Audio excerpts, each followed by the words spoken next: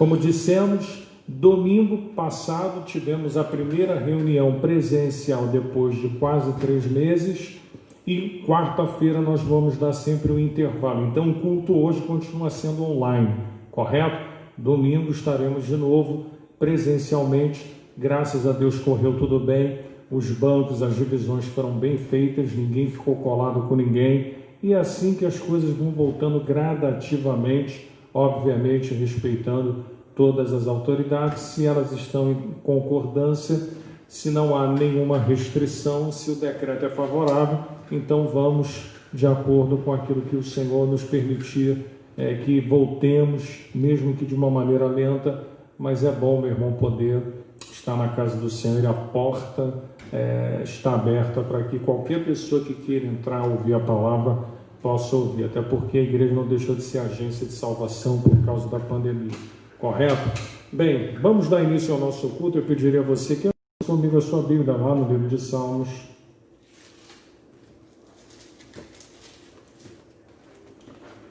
Salmo 40, versículo de número 1. Todos acharam? Salmo 40. Nos diz assim: esperei com paciência no Senhor, e Ele inclinou para mim e ouviu o meu clamor. Tirou-me de um lago horrível, de um charco de lodo, pôs os meus pés sobre uma rocha e firmou os meus passos. Pôs um novo cântico na minha boca e um hino do nosso Deus. Muitos o verão e o temerão e confiarão no Senhor. Versículo 4. Bem-aventurado o homem que põe no Senhor a sua confiança e que não respeita os soberbos e nem os que se desviam para mentira.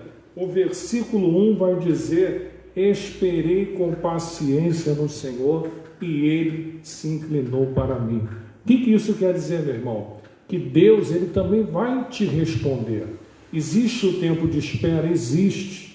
Mesmo que Eclesiastes capítulo 3 não relate dessa maneira, fale como tempo as coisas, fala como um espaço, fala como algo que você vai ter que aguardar, mas quando fala tempo de nascer, tempo de morrer, tempo de plantar, tempo de arrancar o que foi plantado, em nenhum momento ele vai falar sobre tempo de espera, apesar de estar intrínseco de que existe uma espera dentro do tempo. Porém, meu irmão, esperar às vezes traz angústia ao nosso coração, porque se o teu coração não estiver firmado na palavra, algumas pessoas às vezes acabam ficando duvidosas, acabam ficando meio sem saber o que fazer, mas a Bíblia diz que aquele que confia, aquele que espera no Senhor, ele tem certeza, ele tem convicção, e por isso o tempo pode passar, as dificuldades podem vir, mas ele está firmado numa rocha. Esperei com paciência no Senhor e Ele ouviu o meu clamor. Deixa eu dizer uma coisa para você, meu irmão: Deus tem ouvido a tua oração todos os dias, creia nisso, mas existe um tempo de Deus responder a nossa oração. Meu irmão, Deus ouve todas as nossas orações, nenhuma oração nossa cai em terra, mas existe o tempo de Deus, que não é o nosso tempo. O tempo de Deus é o tempo do trabalho, é o tempo que Ele está movendo, é o tempo que Ele está preparando, é o tempo que Ele está arrancando de repente determinadas coisas que nos atrapalham, é o tempo que Deus está nos moldando para que possamos, no momento certo, na hora oportuna.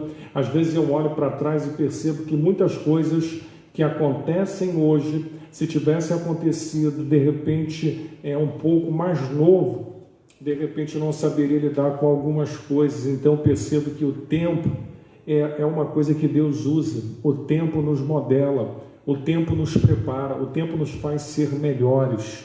O tempo, meu irmão, está no controle de Deus. Nunca se queixe de Deus porque você está esperando. A Bíblia diz que a nossa esperança, uma vez que nós acreditamos, provada a nossa paciência, ela começa, uma vez que a nossa paciência é provada, ela vai gerando expectativa, ela vai gerando também esperança em nós.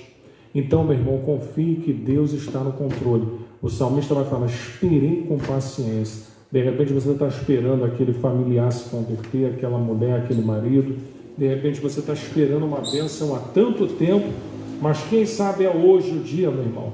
Quem sabe chegou o teu dia, quem sabe, meu irmão, e para Deus te abençoar, meu irmão, Ele pode te abençoar agora, aí onde você estiver. Se o teu coração crê nisso, meu irmão, receba em nome de Jesus. Quem sabe hoje, meu irmão, é o dia do haja de Deus sobre a tua vida. Quem sabe o tempo de espera está acabando hoje, meu irmão. Então nós vamos começar este culto agora fazendo uma oração, estaremos louvando a Deus em seguida. Curve a sua cabeça, feche os teus olhos da onde você estiver, na sala, no quarto, na área, em qualquer lugar, meu irmão. Toma posse agora, em nome de Jesus, dessa palavra, porque quem sabe hoje é o tempo, meu irmão, da espera acabar. Quem sabe hoje é o tempo do agir de Deus. E você só vai saber, meu irmão, se você clamar comigo. Ó Deus, em nome de Jesus, graças te damos por mais um dia de vida, por mais um dia estarmos vencendo, ó Pai, as barreiras, os gigantes, os problemas que têm se levantado, não têm sido poucos, mas a tua mão, Pai, tem nos sustentado, tem nos abençoado, tem nos colocado de pé, não tem nos frustrado. Como disse Jó, bem sei que tudo podes e que nenhum dos teus propósitos podem ser frustrados. Ó Pai, o Senhor sabe como agir, o Senhor trata conosco. Eis-nos aqui, Senhor, age da maneira que lhe aprouver, somos servos e Tu és Senhor, estamos aqui para aprender mais e mais de Ti, ó Pai, estamos esperando com paciência, mas sabemos, ó Pai, que o tempo da espera pode terminar agora, pode terminar nesse momento, e portas podem se abrir, ó Pai, vidas podem ser salvas, e pessoas podem ser restauradas, e portas podem, ó Pai, abrir, respostas antigas, coisas que foram feitas lá atrás e nós nem nos lembramos mais, o Senhor pode trazer à tona, porque Tu és Deus, o Deus de promessas. Ó Pai, receba o nosso culto, em nome de Jesus. Amém. Aleluia. Meu irmão, quem tem Jesus tem tudo. Quem tem Jesus tem a verdadeira alegria, que é aquela alegria que vem dos céus. Nós podemos, às vezes, estar passando por dificuldades, por problemas, mas a paz de Jesus, ela nos dá a certeza de que tudo tem valido a pena e que, meu irmão, andar com Jesus é a melhor coisa que eu e você fizemos. Poderíamos nem estar mais aqui para contar a história, mas Ele, pelo seu amor, pela sua misericórdia, nos livrou, meu irmão, de algo terrível.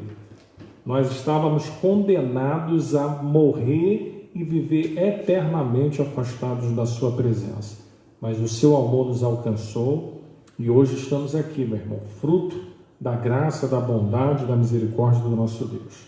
Meus irmãos, nós também estamos na campanha do quilo. Não esqueça de contribuir com o seu quilo. Estamos no dia 17, já na metade do mês, e as famílias continuam também nesse mesmo propósito, né, de receberem ajuda. Então, não se esqueça, nos procure para que possamos estar recolhendo o seu quilo para arrecadarmos e enviarmos as cestas aos irmãos. Também quero lembrar os irmãos que domingo nós teremos o nosso culto normalmente, caso haja algum imprevisto, mas a princípio, pelo que temos ouvido, parece que teremos uma sequência, né? Então, domingo nós fazemos culto, quarta-feira damos intervalo, correto? Então, acho que é a maneira mais prudente da gente estar se reunindo nesse momento, com um número bem reduzido, né, só para que a gente realmente comece as nossas atividades. Então, domingo, às 18 horas, estamos começando cedo e terminando cedo, sem escola dominical, sem aglomeração, mas para aqueles que estão podendo vir, a alegria de poder estar na casa do Senhor. E para aqueles que ainda não podem, como nós louvamos agora, espera mais um pouquinho, né, que a bênção está quase próxima e Deus vai nos abençoar. Daqui um pouco estaremos todos podendo louvar o Senhor. Amém? Meus irmãos, nós vamos levantar um clamor antes da palavra. Vamos orar também pela vida financeira de cada um de vocês. Meu irmão, já passamos de 3 meses, né? E apesar dos pesares, nós estamos de pé. Graças a Deus o Senhor tem nos mantido. Graças a Deus poderia, como tem aquela velha frase, poderia ser pior. Tudo poderia ser pior, mas não foi e não está sendo. É sinal de que Deus Ele está nos guardando, nos abençoando. Então nós vamos levantar um clamor, pedir à pastora Luciana, ou o irmão, a irmã que está habituado a colocar lá, a conta da igreja, os irmãos sabem que continuaremos da mesma maneira. Para aqueles que quiserem domingo, né, vão estar no domingo aqui, vão vir, como algumas pessoas fizeram domingo agora, trarão o seu dízimo. Para aquelas pessoas que ainda estão na quarentena, é só você fazer como você tem feito, ou pegar lá o número da conta da igreja e fazer depósito ou transferência, correto? Então nós vamos levantar um clamor agora, orar a Deus para que a bênção dele, meu irmão, venha sobre as nossas vidas, e tem, meu irmão, sido sobre as nossas vidas. Mas nós vamos orar agora, vamos orar pela nossa família, vamos orar pela vida financeira, vamos clamar para que Deus nos guarde. Feche teus olhos aonde você estiver. Pai Celestial, somos gratos a Ti e pedimos a Ti, Senhor, em nome de Jesus, toma-nos em Tuas mãos nesse momento. Somos gratos porque o Senhor não tem deixado faltar nada, tem suprido, tem sustentado, ó Deus, porque o Senhor está no controle das nossas vidas. Pedimos a Ti, Senhor, que Tu venhas, ó Pai, abençoar cada vida que está me ouvindo e vendo agora, cada um que está agora no aguardo de uma resposta, de uma bênção, Senhor. Ó Pai, a Tua palavra nos diz que se o nosso coração estiver em Ti, se o Senhor estiver em nós podemos pedir sim, mas é o pedido que glorifica o Teu nome. O pedido não é aquela oração que pedis e não recebeis porque pedistes mal, mas nós estamos orando para a glória do Teu nome, Senhor. Estamos orando para que vidas sejam curadas, para que portas sejam abertas. Estamos, ó Pai, intercedendo pelo Teu povo nesta noite, pedindo a Ti, Pai, para que vidas venham ser socorridas, aquelas pessoas que estão acamadas, adoentadas nos leitos, ó Pai, que estão lá, Senhor, precisando de respiradores, pessoas que estão em estado crítico. Senhor, nós temos a Ti, ó Pai, somente a quem recorrer, porque a saúde do nosso estado, Senhor, está numa situação precária. Se não for a Tua bondade, a Tua misericórdia, a Tua benevolência, Senhor, o que será desse povo, ó Pai, que por vezes, ó Pai, ou muitas das vezes, não tem um plano de saúde, não tem uma saúde adequada, não são bem assistidos, mas Deus tem de misericórdia dessa nação, tem de misericórdia do nosso estado, ó Pai, permita com que essas pessoas saiam desse estado, permita com que essas pessoas sejam tocadas pelo sopro, ó Pai, sopra o fôlego. Tu és o fôlego, Senhor, ó Pai, assim como a palavra nós estamos falando quase agora, Espírito Santo, pneuma, que quer dizer vento, sopro, ó Pai, sopra e dá vida, Senhor, e traz vida naqueles leitos agora, ó Pai, encha, ó Pai, os pulmões, faça com que o oxigênio volte ao normal, faz essas pessoas vencerem, Senhor, todas as crises que estão tendo, pessoas com estado de saúde sério, grave, ó Pai, só a Ti podemos recorrer, Senhor, médico dos médicos, Senhor de toda a terra, todo o poder está nas Tuas mãos, tudo emana de Ti, Senhor, é a Ti que nós recorremos e pedimos saúde para este povo, saúde para esta nação, saúde para a nossa família, saúde para a família dos Teus filhos, Senhor. Entregamos tudo em Tuas mãos, na certeza de que o Senhor tem nos ouvido, em nome de Jesus, amém. Louvado seja Deus, a paz do Senhor, a igreja. Muito bom estarmos aqui reunidos nessa noite de quarta-feira, para adorarmos ao nosso Deus em espírito e em verdade, prestarmos o nosso culto racional, que nessa noite o Espírito de Deus possa falar conosco através da Sua palavra, nos trazendo um pleno entendimento da Sua vontade para a nossa vida. Que o Senhor te abençoe nessa noite, toda a sua família, toda a sua casa, que o teu coração esteja nessa noite inclinado a ouvir a voz do Espírito Santo que deseja falar à sua igreja. Nós cremos que a palavra de Deus será pregada e o Senhor vai causar uma transformação poderosa em nosso coração e nosso entendimento, e vamos sair totalmente transformados do que está acontecendo aqui nessa noite, amém? Eu quero que você feche teus olhos nesse momento, eu quero orar, quero começar chamando à existência as coisas que não existem, como diz na palavra de Deus, através da fé, através da oração. O Espírito Santo intercede por nós com gemidos inexprimíveis diante do Pai. Fecha teus olhos nesse momento e vamos orar, vamos chamar a existência, as promessas de Deus para a nossa casa, para a nossa família, para a nossa vida. Fica ligado aí, porque Deus vai fazer coisas poderosas essa noite. Vamos orar.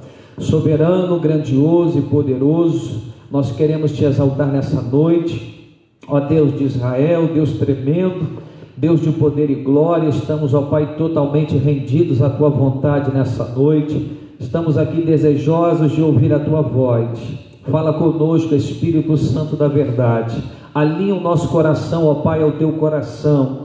Que haja um pleno entendimento da tua vontade para a nossa vida. Que a tua palavra, que é rema, que é poderosa, ela venha perscrutar o nosso entendimento, o nosso coração.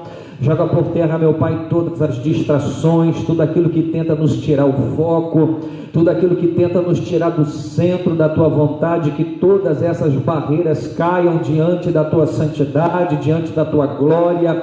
Ó Pai, que a tua palavra venha transformar corações, venha trazer vida àquele que se encontra caído, abatido, e venha trazer, Senhor, ao centro da tua vontade aquele que está distante, aquele que está disperso.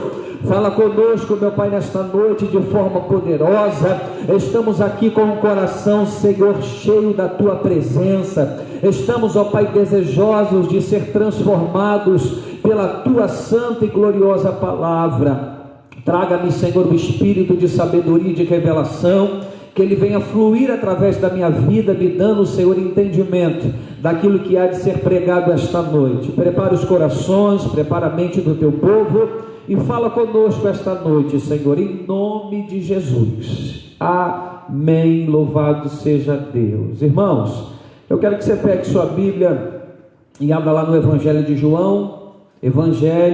de João, capítulo 3, a partir do versículo 1. Vamos fazer a leitura de alguns textos. Eu quero falar a respeito de uma palavra de conversão, de novo nascimento, de transformação. Que Deus possa nos impactar com essa mensagem, que venhamos ser curados e transformados. João, capítulo 3, a partir do versículo 1, diz assim: Havia entre os fariseus um homem chamado Nicodemos, príncipe dos judeus. Este foi ter de noite com Jesus e disse-lhe: Rabi, bem sabemos que é mestre vindo de Deus, porque ninguém pode fazer esses sinais que tu fazes se Deus não for com ele. Jesus respondeu e disse: na verdade te digo, que aquele que não nascer de novo não pode ver o reino de Deus. Disse-lhe Nicodemos: como pode nascer sendo velho? Porventura pode tornar a entrar no ventre de sua mãe e nascer? Jesus respondeu: na verdade te digo, que aquele que não nascer da água e do Espírito não pode entrar no reino de Deus. O que é nascido da carne é carne, e o que é nascido do Espírito é Espírito. Não te maravilhes de ter dito: necessário vos é nascer de novo.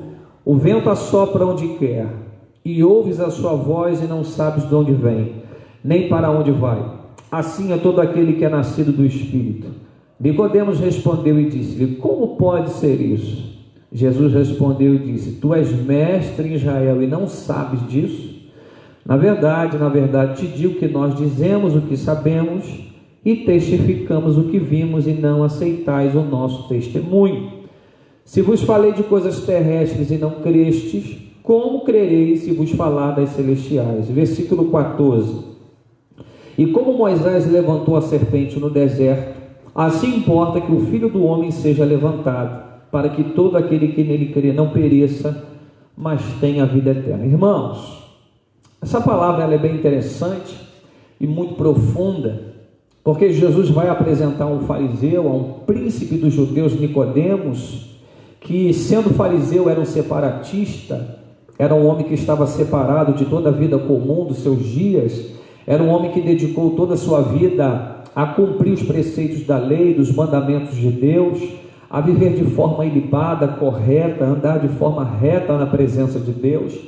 Um homem que conhece a Torá, um homem que é escriba, versado no conhecimento da palavra, mas que encontra uma questão no seu coração, porque ele vai ter de noite encontrar Jesus, porque ele se vê impactado por tudo aquilo que Jesus faz em Jerusalém, na Galileia, na Palestina, tanto que o capítulo 2, que é o contexto do capítulo 3, fala que Jesus entra no templo e muitos cambistas estão ali negociando, fazendo da casa do Senhor uma casa de comércio. Jesus vai entrar com o chicote de Azorrague e vai expulsar os cambistas e vai dizer: minha casa será chamada casa de oração. E o texto vai dizer no capítulo 2 que os seus discípulos lembraram do que estava escrito: o zelo da tua casa me consome. Havia algo profético acontecendo nesse ato de Jesus de expulsar os cambistas do templo. E diz a Bíblia que não só isso, mas Jesus operava muitos sinais, prodígios e maravilhas no meio do povo. Isso chamava a atenção de muita gente. Tanto que a Bíblia diz que este Nicodemos foi de noite ter com Jesus. E o que chamou a atenção de Nicodemos? A pergunta é esta: o que fez Nicodemos sair da sua posição, uma posição que talvez para ele era uma posição muito importante diante dos homens, por ter uma envergadura religiosa, por ser um referencial nos seus dias? Ele sabia que se encontrar com um carpinteiro de Nazaré poderia ser algo muito perigoso para a sua carreira religiosa. Mas Nicodemos encontra-se num vazio existencial e alguns questionamentos, alguns pontos de interrogação estão cercando seu coração. E eu acredito que quando Jesus entra no templo, expulsa os cambistas e diz: a casa do meu pai será chamada casa de oração, Nicodemos vê o ato de um jovem rabino chamado Jesus, que vem da Galileia, e ele vê esse homem de um ato corajoso de tomar uma atitude naquilo que não estava sendo feito nos seus dias, porque a religião imperava nos dias de Nicodemos. Um vazio no coração dos homens estava gritando mais alto do que o coração genuíno de buscar a vontade de Deus. Então Nicodemos, vendo um ato de Jesus de expulsar os cambistas, percebe que Jesus é alguém diferente dos demais. Jesus é alguém que está zelando pela casa do Senhor. Talvez no coração de Nicodemos havia também esse zelo, mas lhe faltava a coragem de tomar a atitude que Jesus tomou. Porque, irmãos, a atitude que Jesus tomou colocava Jesus à beira de ser crucificado ou ser morto pela religião judaica. Jesus teve tamanha ousadia e coragem de entrar e expulsar os cambistas. Havia uma ousadia, porque o Espírito de Deus estava sobre Jesus, para que Jesus pudesse cumprir o seu ofício, a sua missão, o seu propósito. Então Nicodemos vê um referencial na pessoa de Jesus e isso começa a intrigá-lo. Acredito que Nicodemos volta para casa e talvez não consegue mais repousar a cabeça com descanso. Imagino que ele começa a pensar aquela atitude de Jesus e dizer: é isso que Israel precisa, é a atitude de um homem corajoso como esse para enfrentar essa religião caída, falida. Mas não só isso, os milagres atraíam as multidões. Então diz a Bíblia que esse Nicodemos foi ter de noite encontrar Jesus. E quando ele vai de noite, ele revela o vazio existencial e a escuridão da sua alma. Ele revela que apesar do conhecimento que ele tem de toda a Torá, faltava algo mais poderoso no seu coração, em todo o seu ser, em toda a sua estrutura espiritual. Faltava um encontro poderoso, transformador, de conversão, de regeneração, de novo nascimento. E a gente vai falar um pouquinho do que é o novo nascimento. Então, antes da gente entrar no texto, eu quero traçar alguns textos aqui para a gente pensar a respeito desse tema. Primeiro, Jesus foi enfático: quem não nascer de novo não pode ver o reino de Deus. E acrescentou: quem não nascer da água e do Espírito não pode entrar no reino de Deus. João 3,5. Então perceba, quem não nasce de novo não pode ver e tampouco entrar no reino. Mas você lembra que quando Jesus se apresenta a Pilatos recebe a notícia que Jesus é rei. Ele questiona: onde está o teu reino?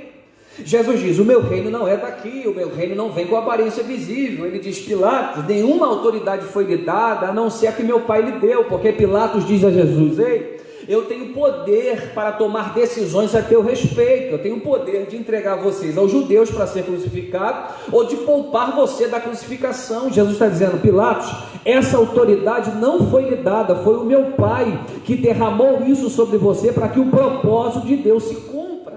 Então perceba que os homens queriam ver um reino palpável, tanto que os judeus, quando o Messias vem, muitos judeus não reconheceram Jesus como devido Messias. porque esperavam um reino messiânico tangível, palpável, visível, um reino que iria derrubar o trono de César e estabelecer o trono de Cristo no Império Romano. Só que a visão de reino estabelecido por Deus, ou pelo próprio Cristo, que vem em Mateus 4,17, dizendo: arrependei-vos, porque o reino de Deus é chegado. Esse reino que veio ser trazido pelo Senhor Jesus é um reino de paz, de justiça, é um reino que transforma o homem de dentro para fora. Jesus, ele nasceu numa manjedoura, ele não veio construir palácios, impérios, ele veio construir uma grandeza no coração do homem caído, ele veio trazer salvação, ele veio trazer a possibilidade do homem caído ser sepultado nele e nascer uma nova criatura, porque Paulo diz que todas as coisas se fizeram novas em Cristo Jesus. Então o reino palpável é o que as pessoas buscavam, mas o reino espiritual que veio ser trazido por Jesus era um reino que transformava o homem de dentro para fora, que externava o fruto do Espírito, que trazia longanimidade, mansidão, temperança, a capacidade de o homem externar as boas obras de Deus através da sua vida. Então, quando ele fala que aquele que não nasceu de novo não pode ver o reino de Deus, de fato não pode, porque esse reino de Deus só pode ser contemplado por quem teve a sua visão transformada pelo Evangelho. Só por quem nasceu de novo pode compreender aquele reino que foi estabelecido pelo nosso Deus, porque os homens deste mundo secular, ou desta criação que se encontra debaixo de pecado, os homens que andam no curso desse mundo, quando eu falo mundo, eu falo de sistema caído, sistema secular. Os homens estão apegados aos reinos dessa terra, estão direcionados às coisas que a terra pode oferecer, mas Paulo diz que se nós esperarmos por Cristo somente nesta vida, seremos os mais miseráveis de todos os homens. Nós esperamos por Cristo não somente nesta vida, mas na vida por vir. Estamos com os olhos na eternidade, estamos trabalhando por uma cidade não edificada por mãos humanas, mas por uma cidade celestial. Paulo diz, aleluia, em 2 Coríntios capítulo 5, que nós estamos gemendo nesse tabernáculo, desejando ser revestidos pela nossa habitação, que é o céu. Louvado seja Deus. Então muitas pessoas não conseguem ver o reino de Deus que foi trazido por Jesus na sua primeira pregação, em Mateus 4,17, porque estão apegados aos reinos da terra, não nasceram de novo. A sua vida só está inclinada para as coisas da terra, não para as coisas do céu. E ele diz: quem não nascer de novo não pode ver e tampouco entrar. Entrar fala de desfrutar de tudo que o reino pode nos oferecer, desfrutar de tudo que Deus nos prometeu através da sua palavra. Entrar é participar e desfrutar das promessas que Deus te fez na cruz, e uma das promessas mais poderosas é a salvação e a vida eterna, é a capacidade de Deus vivificar o velho homem que estava morto em ofensa, pecados e delitos, que andava no curso desse mundo, fazia a vontade do seu pensamento, do seu coração. Agora, com o encontro poderoso que ele teve com Cristo, ele foi vivificado, ele renunciou o seu próprio senhorio e recebeu o senhorio de Cristo. Portanto, ele diz: não vivo eu, Cristo vive em mim. O senhorio de Cristo foi estabelecido na minha vida. O servo não questiona a vontade do seu Senhor, aleluia. O servo obedece à vontade de Deus, porque a vontade de Deus é a sua, e a sua vontade é a vontade de Deus. Elas estão misturadas, não há uma dicotomia, há uma unidade de vontades quando nós andamos com Deus. Louvado seja o seu nome. Jesus diz: esse reino não vem com aparência visível. Lucas 17:20. O reino de Deus não vem com aparência visível, porque os homens dirão: o reino de Deus está aqui, está acolá. Os homens tentarão estabelecer uma ditadura da vaidade, dizendo: o reino de Deus são os megas templos construídos pelos homens. O reino de Deus é a ostentação que o homem tenta trazer diante dessa sociedade. Não, o reino de Deus, ele está dizendo, está dentro de vós. O reino de Deus foi plantado no coração do homem, e o fruto de tudo isso é novo nascimento, é transformação de vida, é transformação de caráter, é Jesus talhando você para uma grande obra, é Jesus tendo autonomia para trabalhar em qualquer área da sua vida, porque você é submisso ao senhorio de Cristo. Você está dizendo: Senhor, eu quero ser conduzido conduzido por ti como um vento. Não sei de onde ele está vindo, nem para onde vai, mas se esse vento é o vento do Espírito Santo, eu tenho certeza, para onde esse vento me soprar vai ser a vontade de Deus para a minha vida, e essa vontade, ela é boa, ela é perfeita, ela é agradável. Ainda que o vento me sopre para o mar tempestuoso da vida, ainda que o vento me leve para o vale de ossos secos, ainda que o vento me faça andar no vale, aleluia, ali será a vontade poderosa de Deus para a minha vida. Se ele ainda não me tirou desse ambiente, é porque ele quer me ensinar alguma coisa no lugar que eu estou. A questão é, Jesus fica 40 dias e 40 noites no deserto. Israel passou 40 anos. Jesus passa 40 dias e 40 noites porque entendeu o processo, sabia porque o Espírito Santo conduziu aquela condição. Oh, aleluia, eu sinto a presença dele. Mas o povo de Israel ficou dando voltas no deserto porque questionava a vontade de Deus, porque o povo a todo momento se rebelava contra Deus e queria voltar para o Egito. Então um povo que a todo momento não entende a vontade de Deus e se rebela contra ela, deseja voltar para o Egito e vai rodar muitos anos no deserto e não vai sair do lugar. Então vamos voltar para o assunto. O tema é novo nascimento. O que é novo nascimento, pastor? O novo nascimento é uma obra do Espírito Santo. Nascer de novo é nascer de cima, é nascer do alto. A palavra de novo no grego é anotem, quer dizer do alto. Então, se o nascimento é do alto, ele provém do Espírito, ele vem do céu. Não há nada que o homem possa fazer para que ele possa nascer de novo, a não ser receber o Espírito Santo, receber Cristo como seu único e suficiente Salvador e deixar que o Espírito Santo comece a obra de regeneração, de transformação de vida e de caráter. Novo nascimento é conversão. Então, conversão, preste atenção nisso. Conversão é sepultamento e não esconderijo. Conversão não é esconder o velho homem em alguma parte do meu ser. Conversão é sepultar o velho homem, não ter nenhuma aliança com ele. Conversão não é esconder dentro de você as mazelas, é você lançar todas elas diante do altar e deixar o Espírito de Deus te curar, aleluia. Conversão é sepultamento em vida.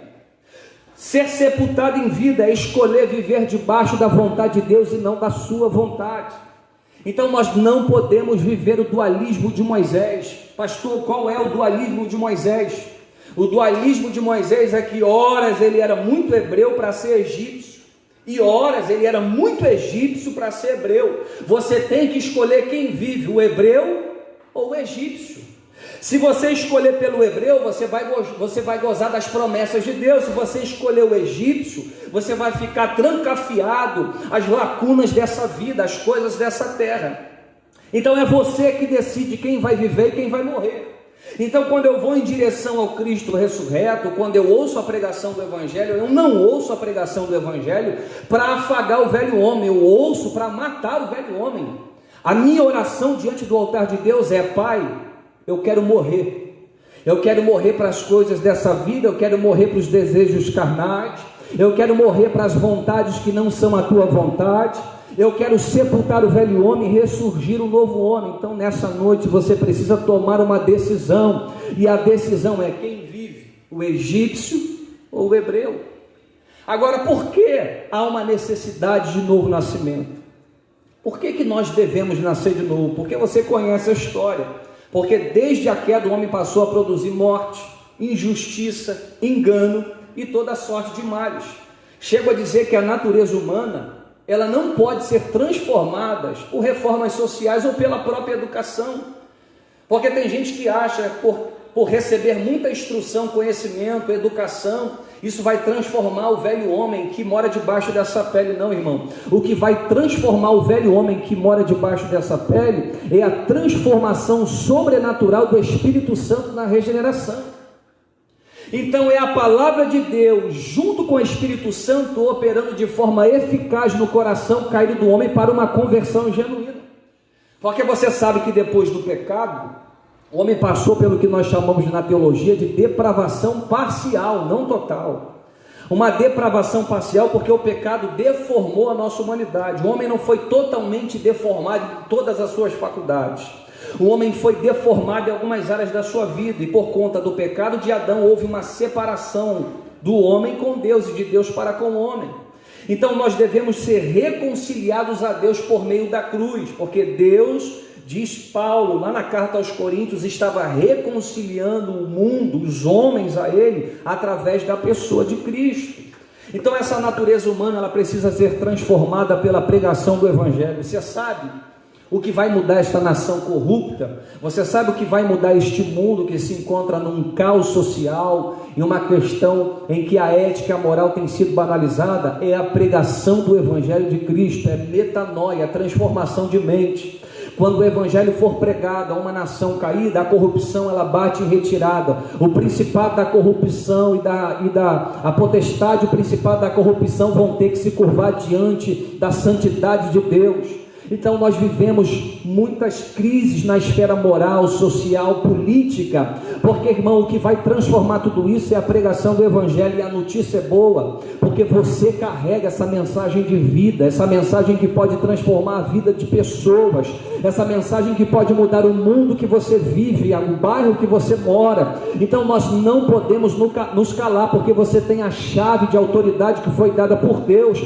Você não pode se enclausurar dentro de cavernas, irmão. Você tem que ser um instrumento poderoso de Deus para a sua nação, para o seu bairro, para a sua família. Então nós fomos deformados na nossa humanidade, nós fomos deformados pelo pecado. Mateus capítulo 15, versículo 19 diz: porque do coração do homem procedem os maus pensamentos, morte, adultérios, fornicação, furtos, falsos testemunhos e blasfêmias. Tem gente que diz: pastor, eu não faço mal para ninguém, eu ajudo o pobre, eu sou uma pessoa idônea, eu não furto, eu vivo de forma ética, moral dentro da sociedade. Mas se você não reconhecer o senhorio de Cristo sobre você, você está fora do plano salvífico da cruz para a tua vida. Porque a Bíblia diz que seja todo homem mentiroso e Deus verdadeiro. Porque a Bíblia diz que todos pecaram. Romanos capítulo 3, versículo 26. Todos pecaram, estão destituídos da glória de Deus, carecem de uma reconciliação com a glória, com a presença do Altíssimo. Nenhum homem pode se salvar por boas obras, nenhum homem pode ser alcançado pela salvação por mérito, porque salvação é dom, é presente. Ele fez tudo por você, você não fez nada. Ele foi para a cruz por você, para morrer e para te dar salvação e vida eterna. Então louvado seja Deus, que Deus enviou um grande médico, aquele que haveria de curar a terrível ferida das nossas naturezas, pela qual estávamos mortos em nossos delitos e pecados. Ou seja, Jesus é o médico dos médicos, que veio fazer uma incisão cirúrgica nesse tumor chamado pecado para expeli-lo. Você sabe que aqui no texto que nós lemos, capítulo 3, versículo 14, ele diz: e como Moisés levantou a serpente no deserto, assim importa que o Filho do Homem seja levantado. Ou seja, Jesus está fazendo uma analogia do que acontece em Números capítulo 21, lá no deserto. Ou seja, o povo estava com Moisés no deserto, e eles ficaram cansados pelo caminho do deserto, e começaram a murmurar e dizer a Moisés: nós queremos voltar para o Egito, tu nos trouxe para cá para morrer nesse deserto, e nós estamos, Moisés, cansados, estamos com fastio desse pão que nós recebemos de Deus. Eles menosprezaram o pão, que era o maná, que era dado a eles como forma de alimento, que Deus provia como recurso no deserto. Eles questionaram a Moisés, questionaram a Deus e se rebelaram contra a sua vontade. O resultado disso é que lá em Números 21 diz que Deus enviou serpentes abrasadoras, que picou muitos homens desse povo, e muitos foram mortos pelo veneno da serpente. E a Bíblia diz que o povo se arrependeu porque havia se rebelado contra Deus, porque foi isso que o homem fez, ele se rebelou contra a vontade de Deus. Ele deu um grito de dependência na sua própria história, ele tirou Deus do seu coração, assim como muitos têm feito e muitas nações têm feito, tirando Deus do seu credo, tirando Deus das suas escolas, tirando Deus do seu convívio público, das faculdades. Então o resultado disso é que o povo se rebelou contra Deus. Deus enviou serpentes abrasadoras que picou esse povo, e por conta do veneno muitos começaram a morrer. O povo clamou, se humilhou, e Deus perdoou. E Deus diz: Moisés, você vai levantar uma haste e vai colocar uma serpente de bronze, E será que todo aquele que olhar para a serpente de bronze, sendo picado pela serpente, será curado do seu veneno?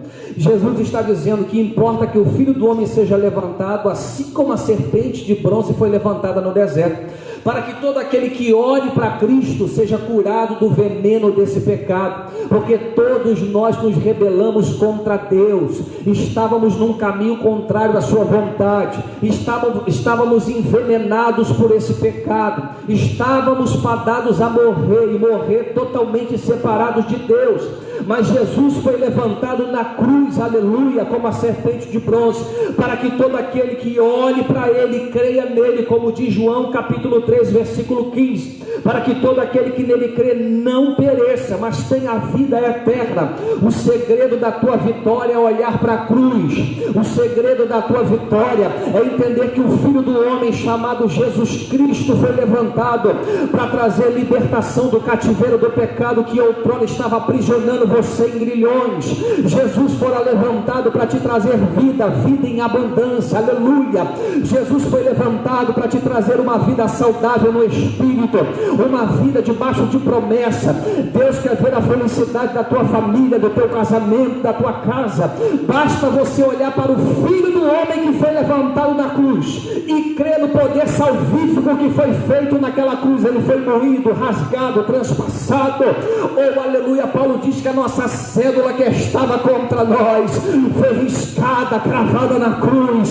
Portanto, Ele pagou a nossa conta. Oh, glórias ao nome do Senhor. Você estava devendo e não tinha como pagar, mas Jesus pagou a conta por você, aleluia. Ele te trouxe salvação, Ele te trouxe moradia celestial, porque Ele diz: eu vou para o Pai, mas tem moradas sendo preparadas, para que aonde eu estiver, vós estejais também. O desejo do coração de Deus, Labanta Elevassúria, é que aonde Ele esteja, você esteja com Ele uma eternidade.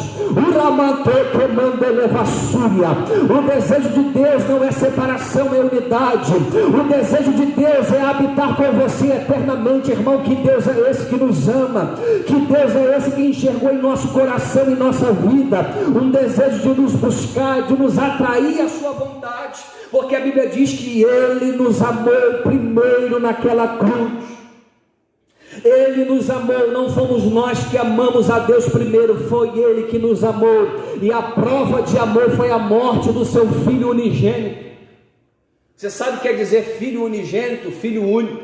Jesus é o filho legítimo, Jesus é o Filho único de Deus, mas através de Cristo, Deus formou uma grande família de muitos filhos que foram adotados, que somos nós. Nós fomos adotados à família de Deus, porque o Filho único, o Filho legítimo decidiu morrer, e se nós fomos filhos adotados, recebemos o Espírito de adoção. Aquilo que pertence ao Filho legítimo, que é o Cristo, pertence àqueles que foram adotados a essa família. Oh, remante, elevação, eu sinto a presença dele aqui. O que Ele conquistou na cruz, conquistou para nós, e se Ele conquistou na cruz, Ele conquistou para uma vida de gozo, de alegria, de esperança. Novo Nascimento reporta também a Romanos capítulo 12, versículo 2, vamos ler a partir do 1, fala do culto racional. O que é o culto racional? Apresentar o nosso corpo em sacrifício vivo, santo e agradável diante de Deus. É a expressão voluntária do corpo em adoração a Deus como sacrifício vivo. Isso é culto racional, porque a gente acha que culto racional é intelectualizar o Evangelho, dizer não, culto racional é o culto intelectual, é quando nos versamos somente no saber. Não, o culto racional, além do entendimento do Evangelho, é você apresentar o teu corpo em forma de expressão e de adoração, como sacrifício vivo, santo e agradável a Deus. Aleluia. Então, quando você expressa com o corpo o gesto de adoração, você expressa aquilo que está jubilando na sua alma, no seu espírito. Eu estava lendo a respeito de uma pesquisadora, uma psicóloga social, Annie Code. Ela fala a respeito de estabelecer uma postura de confiança, porque ela diz que através do comportamento, ou seja, não verbal, mas através de gestos, nós manifestamos mais o que queremos passar do que em palavras, porque ela diz que apenas 7% do que nós queremos comunicar, comunicamos em palavras. E ela diz que cerca de 49% do que queremos comunicar, comunicamos através de entonação de voz, de impostação, de forma de falar. Mas a maior comunicação, que é 50% do que ela diz, é quando nós expressamos através do comportamento, ou seja, o teu comportamento está revelando o que de fato está acontecendo dentro de você. Então 7% se comunica em palavras, 43% se comunica através de gestos e 50% se comunica através do comportamento. Então o comportamento de um adorador que levanta suas mãos ao alto, expressa o coração diante do altar, ele só está expressando aquilo que está acontecendo dentro dele, uma revolução de transformação, o Espírito Santo que está habitando na plenitude. Então tu apresenta esse corpo em sacrifício vivo, santo e agradável diante de Deus. Aí ele vem no versículo 2: não vos conformeis com esse mundo.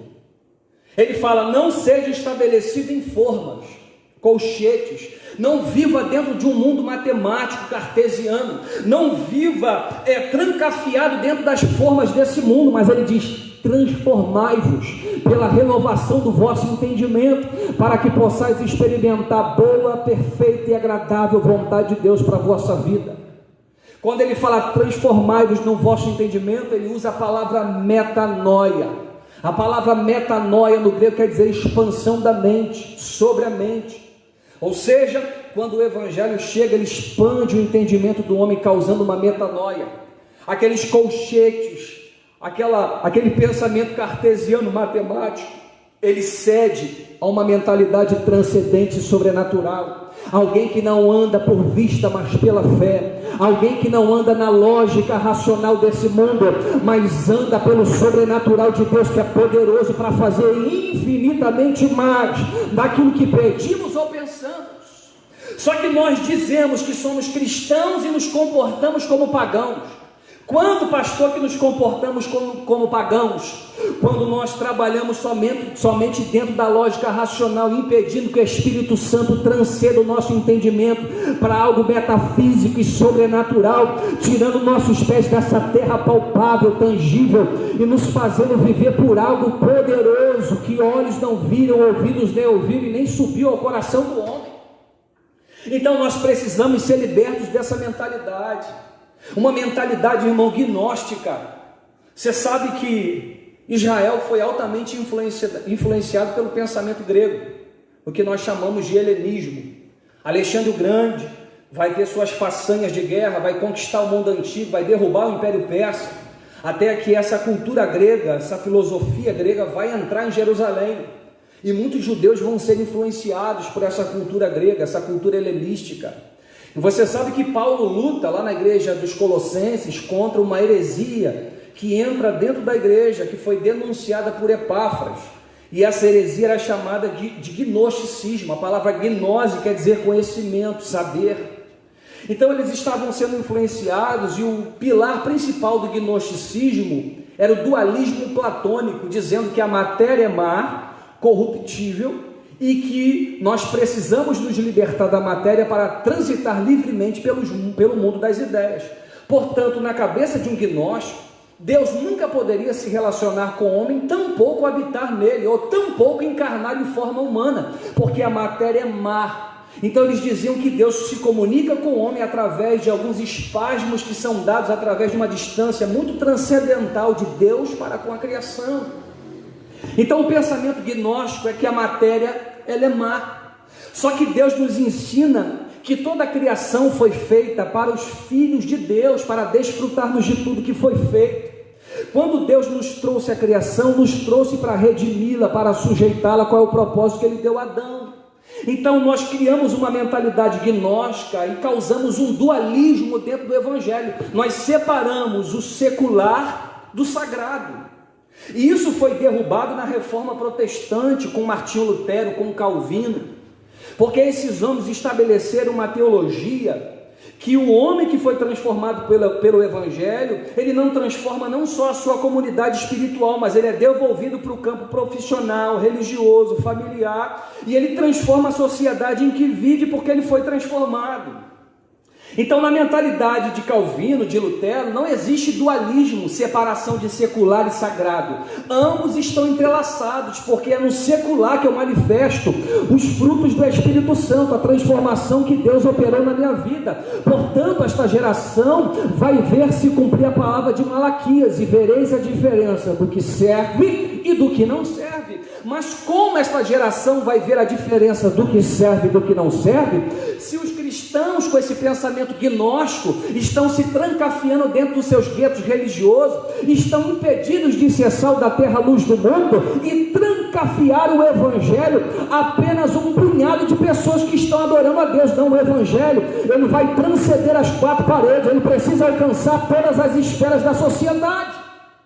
Então o pensamento gnóstico é que a matéria é má, por isso que Paulo diz aos Colossenses que em Cristo habita corporalmente toda a plenitude da divindade. O que Paulo está dizendo?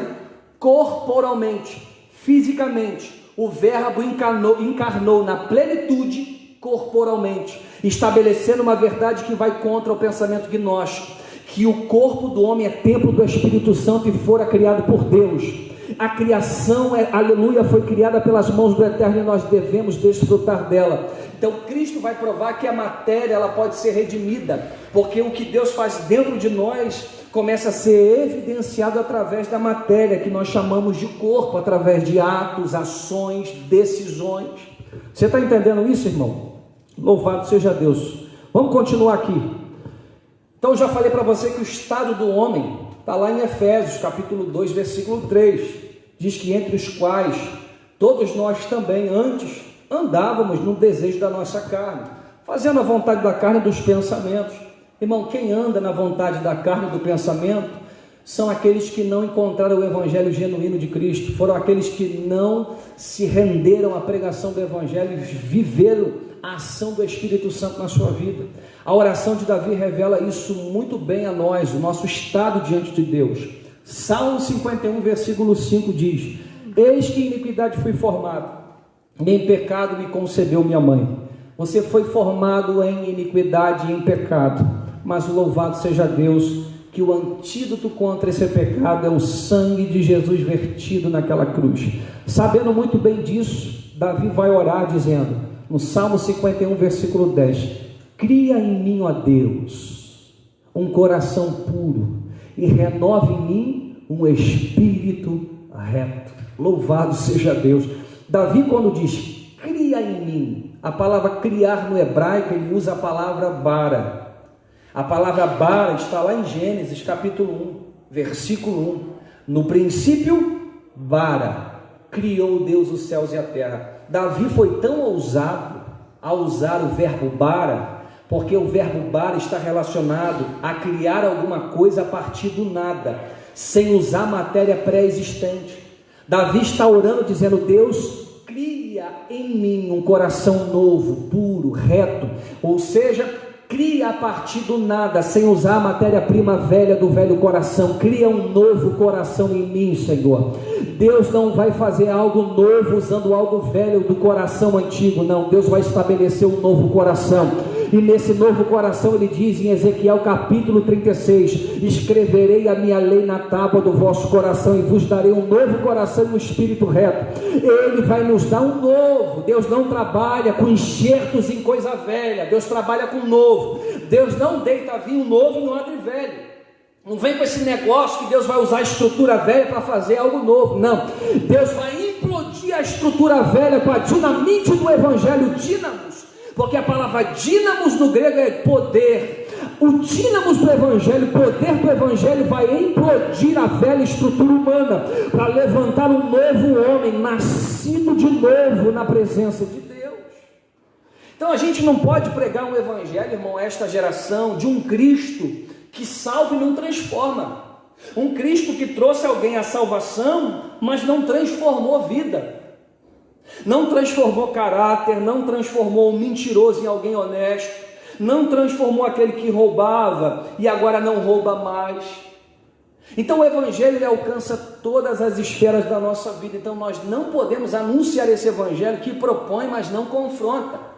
Um evangelho que não trabalha no problema, que o problema está nas raízes. Então nós precisamos ser transformados na nossa mente, no nosso entendimento. Olha que Deus trouxe ao meu coração. Você lembra da oração do Pai Nosso? Olha isso, irmão, grava isso no teu coração, que isso é poderoso. A oração que Jesus nos ensinou, que é uma oração modelo, e Jesus faz essa oração como verbo encarnado, nos trazendo um exemplo de como devemos orar. E o que acontece nessa oração, estabelecendo a vontade de Deus, ele diz: Pai nosso que estás no céu, santificado seja o teu nome, venha a nós o teu reino, seja feita a tua vontade aqui na terra como no céu. Perceba, venha o teu reino e seja feita a tua vontade na terra como no céu, ou seja, na terra como no céu. Deixa eu te fazer uma pergunta: no céu tem injustiça? No céu tem enfermidade? No céu tem angústia? No céu tem aflição? Dentro do quesito do medo que nos aprisiona e nos paralisa? Não. Então ele está dizendo que a oração modelo é que aconteça na terra o que está acontecendo no céu. E o que acontece no céu são as manifestações poderosas de Deus, que querem invadir a terra através de você, que é um portal. Você é a igreja. A igreja é um portal de Deus, que quer estabelecer o céu na terra. O céu quer vir para a terra, mas o portal que ele vai usar é a igreja. Então, se você é a igreja, perceba isso: Deus quer fazer o céu invadir o lugar que você está, e você é o portal para isso. Aonde nós chegamos, Deus falou isso ao meu coração essa madrugada, e eu me inclinei em oração, porque o Espírito Santo me conduziu nessa palavra, dizendo: o céu precisa se manifestar na terra. Então, quando oramos por alguém que está enfermo, eu preciso ter a consciência que no céu não tem enfermidade que Deus quer curar, e é vontade de Deus curar. Porque às vezes nós oramos por alguém que está enfermo com a seguinte mentalidade: Deus pode curar. Se for da vontade de Deus, então nós jogamos a responsabilidade para Deus e nos ausentamos da responsabilidade de exercer a fé e entender que somos nós que vamos estabelecer o céu na terra através do nosso entendimento do que Ele nos ensinou. Então, se o céu deve se manifestar na terra, você deve orar com a consciência que no céu a vontade de Deus é curar, é manifestar sua glória, é trazer à existência aquilo que não existe. Você percebe uma coisa: desde a reforma protestante, a igreja trabalhou muito em cima de um tema: salvação não é pelas obras, justificação pela fé. No início, algumas pessoas discordaram, não só no tempo da reforma, mas antes da reforma. Só que esse ensino foi tão estabelecido e tão firmado na mente das pessoas, através de um conhecimento e entendimento bíblico, que hoje é natural falarmos que salvação não é por obras, é dom de Deus, é presente a salvação. Isso está muito bem concretizado e estabelecido dentro de nós. Mas quando nós nos deparamos com enfermidades que Deus quer curar, com as manifestações do Espírito Santo, que o próprio Jesus diz: vocês farão obras maiores do que eu fiz. E quando Jesus fala isso, ele não lança palavras ao vento, ele diz que obras maiores os discípulos farão. E aonde estão essas obras maiores? É porque a igreja não se aplicou ao pleno entendimento do que ele quer fazer através dos seus milagres. Porque o milagre é uma porta que se abre para que o evangelho seja pregado a pessoas que estão com o coração endurecido. Paulo fala à igreja de Corinto: é melhor profetizar do que falar em língua estranha, dentro da congregação, porque ele fala: falar em língua estranha edifica a si mesmo. Ou seja, dos 9 dons espirituais, Paulo está dizendo que somente um é para edificação própria: falar em línguas estranhas, aquele que é batizado no Espírito Santo e manifesta isso. Paulo chega a dizer: dou graças a Deus, porque falo mais línguas estranhas do que todos vós. Então Paulo orava e tinha no seu cotidiano a prática de falar em línguas estranhas. Mas Paulo diz: diante da congregação, é melhor aquele que profetiza e revela o segredo do coração do ímpio do que aquele que fala em línguas estranhas. Porque se o ímpio entrar na congregação e ouvir todo mundo falando em línguas estranhas, palavras inteligíveis que ninguém entende, não vai ter conversão. Mas Paulo diz: se alguém se levantar como profeta e profetizar o segredo do coração daquele que entrou, ele vai entender que Deus está presente na casa e vai se converter. Então nós devemos orar para que os dons do Espírito Santo se manifestem em nosso ministério, E Deus falou isso ao meu coração esta noite. Nós precisamos buscar com afinco, com dedicação, com oração, e sermos transformados na mente, no nosso entendimento, e sofrer a ação do Espírito chamada de metanoia. Nós devemos viver o transcendente de Deus, não ficar nesse mundo cartesiano e matemático, lógico. Deus quer curar pessoas, e nós vemos testemunhos, irmão. Milagre não é uma experiência específica para os heróis dos nossos dias, não, é uma manifestação do Espírito que quer alcançar aos discípulos que entenderam a mensagem e sabem que Deus pode curar, que Deus pode libertar, que Deus pode salvar, e Ele quer fazê-lo. Vamos voltar, irmão, para o novo nascimento. Não sei porque Deus me trouxe isso, mas Ele quer despertar alguém para isso. Ele quer despertar você por uma busca maior e por um jejum desafiador, para que você acesse as regiões celestiais em Cristo Jesus. Então vamos correr aqui, senão não vai dar tempo. Primeiro ponto da mensagem, vamos lá. João capítulo 3, versículo 1, diz assim: e havia entre os fariseus um homem chamado Nicodemos, príncipe dos judeus. Primeiro ponto, Nicodemos era um fariseu, como eu disse, era um separatista, um homem separado para cumprir toda a lei do Senhor. Então os fariseus eram aqueles que se separavam toda a vida comum para poder observar cada detalhe da lei dos escribas. Eram homens de conduta ilibada.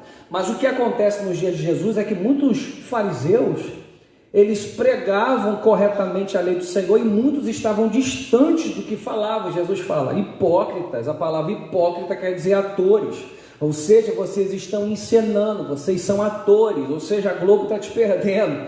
Vocês estão fazendo uma encenação, vocês falam, verbalizam a lei de forma correta, mas vocês não vivem a lei. Então Nicodemos era um fariseu, ele era príncipe dos judeus, mestre da lei, e outra coisa, membro do Sinédrio, exercendo um papel político e religioso. Então essa é a envergadura de Nicodemos.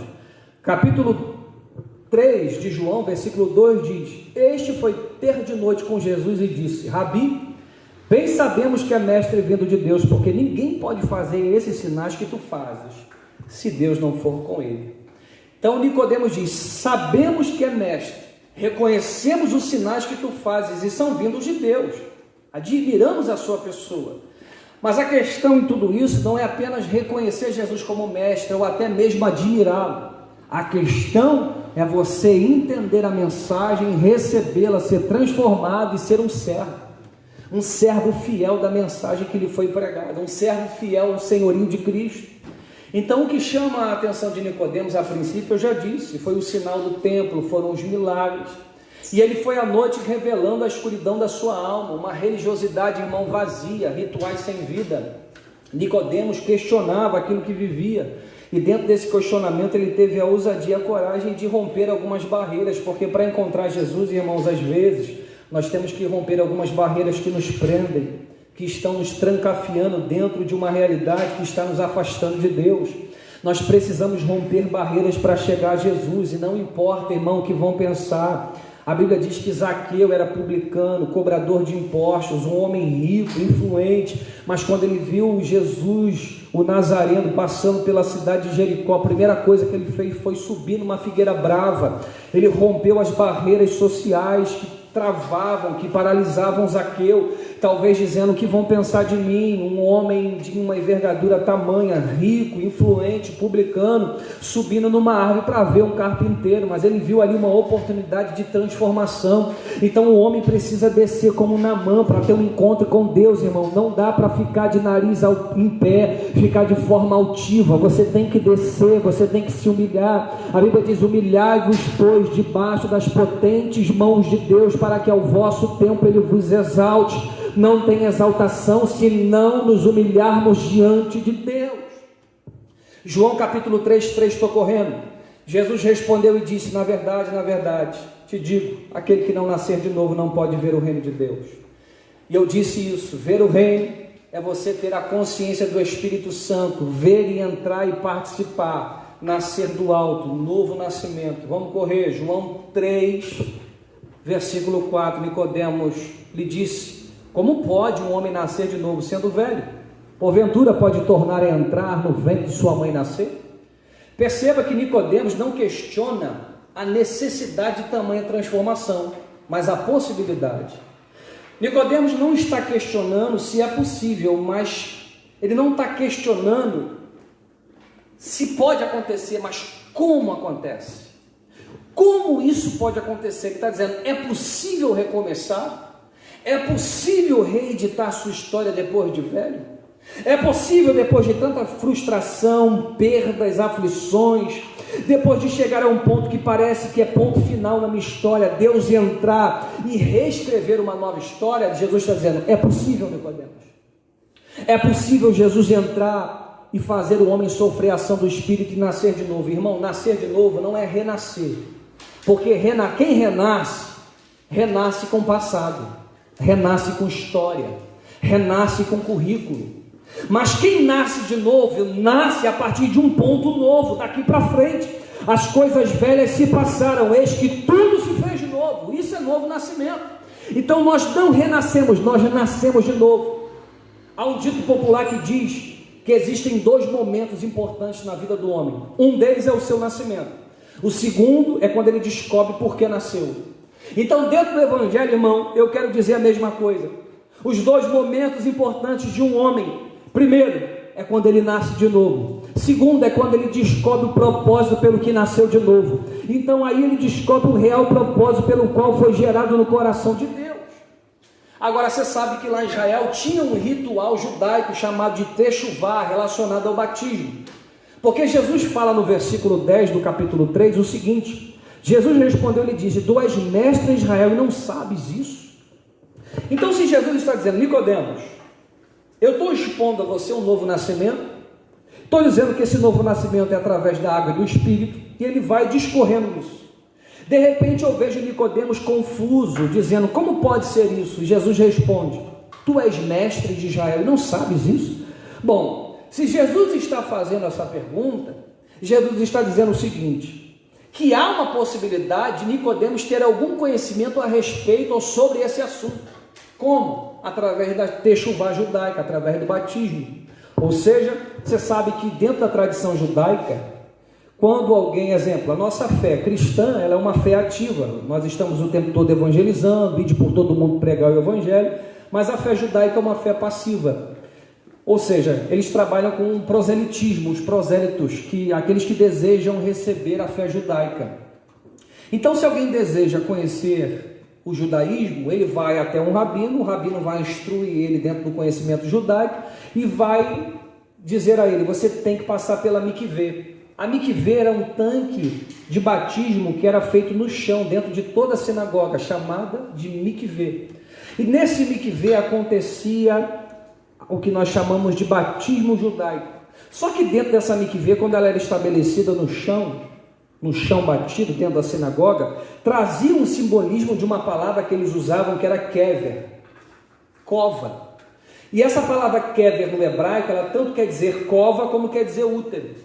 Então, no pensamento judaico, o mikvê, que é o tanque batismal, é feito no chão para trazer um simbolismo de cova, e não só de cova, mas tanto de cova quanto de útero. Então, no pensamento judaico, o homem que é lançado no mikvê, que é o tanque batismal, ele vai ser lançado no mikvê, nas águas do batismo, e ali ele vai ser lançado ao tanque que está estabelecido no chão, que é uma cova. Mas quando ele é lançado na cova, a mesma cova que está sepultando é o útero que vai gerar vida para uma nova ação de Deus na vida desse homem. Então o que Jesus está tentando nos dizer é o seguinte: o simbolismo de tudo que acontece no batismo é aquilo que o homem desce as águas e nasce de novo, mas o novo nascimento é isso, é o homem sendo levado ao sepultamento e ressurgindo um novo homem, uma nova criatura, através da ação do Espírito Santo. Olha que coisa tremenda. Então a questão é que Nicodemos está dizendo, como isso pode acontecer? Ele diz, Jesus respondendo, dizendo, vamos correr aqui, vamos lá. Versículo, deixa eu ler aqui, 5, respondendo, na verdade digo que aquele que não nascer da água e do Espírito, não pode ver o reino de Deus. O que é isso, pastor? Nascer da água e do Espírito. Vou correr porque a gente está perdendo aqui já alguns minutos, que são preciosos. Perdendo não, estamos ganhando, a hora está correndo demais, irmão. Bom, nascer da água e do Espírito Santo está relacionado a nascer do Espírito e da palavra de Deus. É uma ação conjunta do Espírito Santo e da palavra eficaz do próprio Deus que gera em nós transformação. Como, pastor, que essa palavra gera transformação? 1 Pedro, capítulo 1, versículo 23. Sendo de novo gerados, não da semente corruptível, mas da incorruptível, pela palavra de Deus viva e que permanece para sempre. Tito 3,5, não pelas obras de justiça que houvéssemos feito, mas segundo a sua misericórdia, nos salvou pela lavagem da regeneração e da renovação do Espírito Santo. Então a ação conjunta do Espírito Santo e da palavra de Deus gera um novo nascimento no coração do homem. Então a Romanos 10,17 diz que a fé vem pelo ouvir e ouvir a palavra de Deus. Louvado seja o nome do Senhor. Depois desse novo nascimento, nos tornamos participantes da natureza divina, 2 Pedro 1,4, pelas quais ele nos tem dado grandíssimas e preciosas promessas, para que por elas fiqueis participantes da natureza divina. Irmão, o nascido de novo anseia pelas coisas do alto. O nascido de novo tem no seu coração a participação da natureza divina. Ele anseia, assim como a corça brama pelas águas, ele anseia pela presença do seu Criador.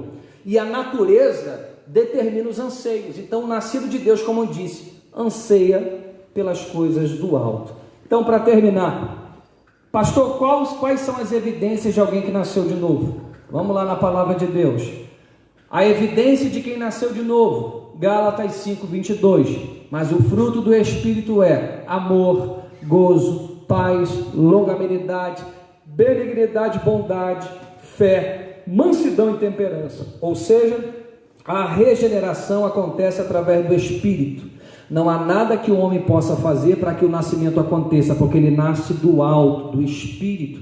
Então o Espírito Santo regenera, sepultando e trazendo à vida um novo homem. A partir disso, a responsabilidade desse homem é produzir fruto, que Paulo vai descrever em Gálatas 5:22. Segundo, o nascido de Deus pratica justiça. 1 João 2:29.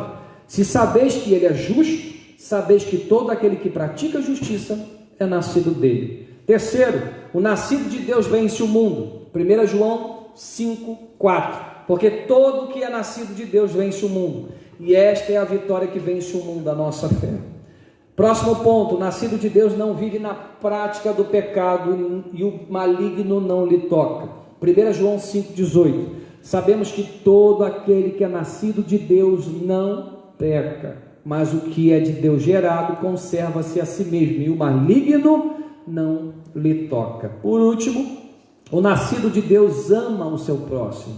1 João 4:7. Amados, amemo-nos uns aos outros, porque o amor é de Deus, e qualquer que ama é nascido de Deus e conhece a Deus. Termino aqui.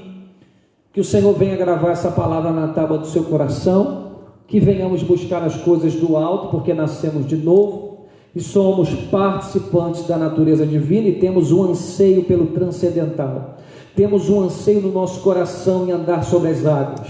Temos um anseio do nosso coração de andar por fé e não por vista. Irmão, que Deus venha trazer um entendimento poderoso à sua mente, ao seu coração, de que esta noite ainda você precisa se debruçar nas Escrituras e na oração e na busca do Espírito Santo.